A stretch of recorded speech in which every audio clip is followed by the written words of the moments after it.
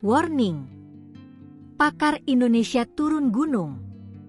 Badai matahari hantam bumi. Bumi dilaporkan mengalami badai magnetik atau badai matahari pada 20 Januari 2026 dini hari. Fenomena ini diperkirakan masih akan berlangsung selama beberapa hari ke depan.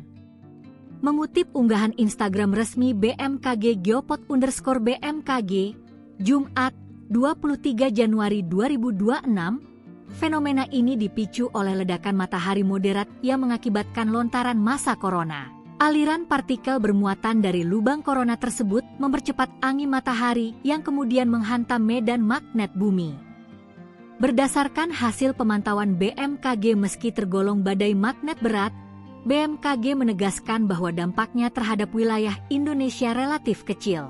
Hal ini disebabkan letak geografis Indonesia yang berada di lintang rendah, tepatnya di sekitar ekuator geomagnetik.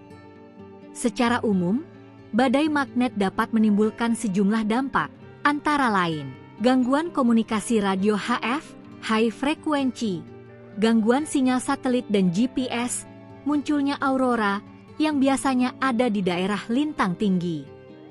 Masyarakat diharapkan untuk tidak khawatir, meskipun tetap disarankan untuk mengikuti informasi resmi dari BMKG.